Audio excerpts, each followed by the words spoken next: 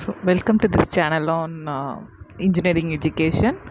So, in today's video, we are going to discuss about blockchain. So, I hope this is part two. Okay. So, in part one, I just gave the intro.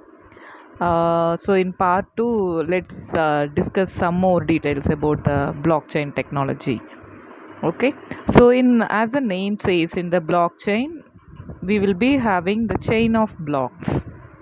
Okay, so the owner who generates the digital asset, okay, like digital currency or any medical record details, that initial block will be called as Genesis block.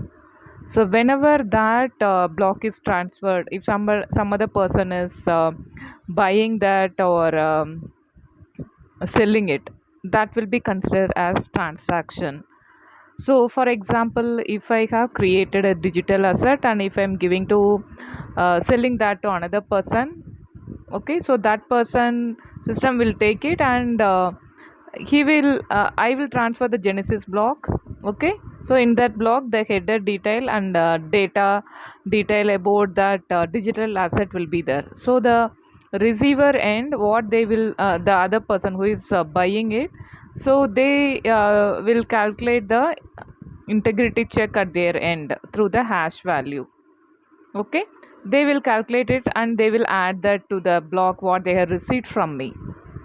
Okay, so their block again, it will get added to my block.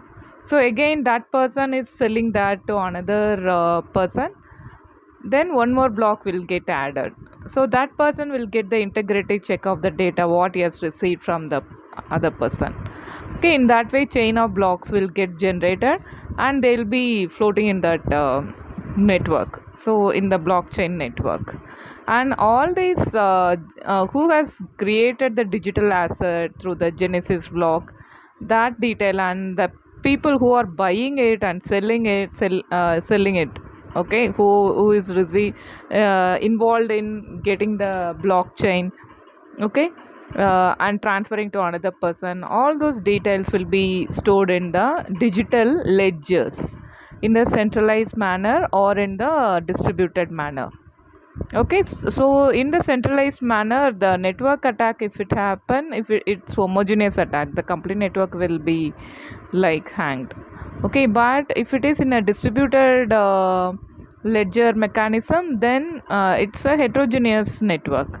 So if few nodes are getting attacked by the network threats, then other system can handle the data. Okay, so the completely the network will not be will not be lost. Okay, our digital ledger still they will be maintained. Okay, so here for integrity check in the blockchain, we'll be making use of the hash values along with the nonce values. So the blocks, if you look into, it will be consisting of the block number, then the timestamp, nonce value will be there in the as a part of header, and in the data, the digital asset related transactions will be there. Okay, so some of the nodes in the blockchain network will be called as full node, publish node, and a lightweight node. The nodes which are generating the Genesis block, okay, generating the digital asset and storing the ledger details will be called as full node.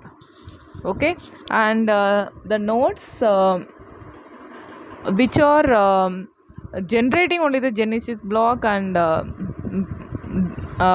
circulating that in the blockchain network or publish nodes. Okay, and the with the nodes which are involved only in the transactions will be called as lightweight node.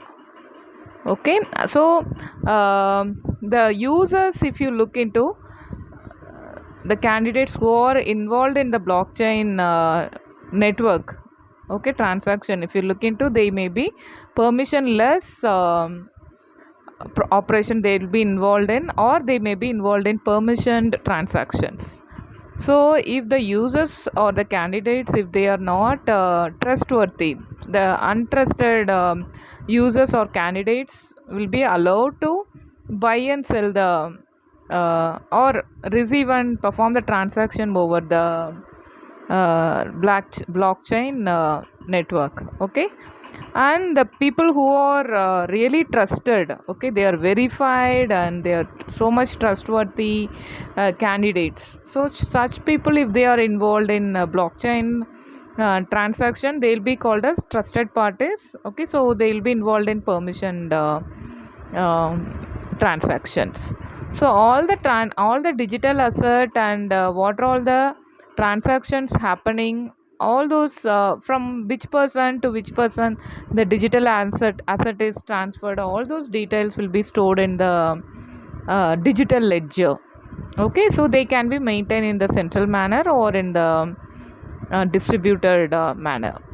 Okay, so to make sure that the ledgers are maintained properly, otherwise if you have the digital currency, if somebody, some attacker has stolen it, then it is totally gone, right? One bitcoin and all, if you take 32 lakhs equivalent, if it is lost, means like nobody will agree that, right, when they are using the digital currency. So for that purpose, the consensus model can be used for making the agreement across the trustless or the trusted parties who are involved in the blockchain networking. Okay, so for creating the agreement among the users and the resources, the consensus model will be used. Okay, so we'll continue this in the next part. Thanks for watching this video. See you in the next video. Bye.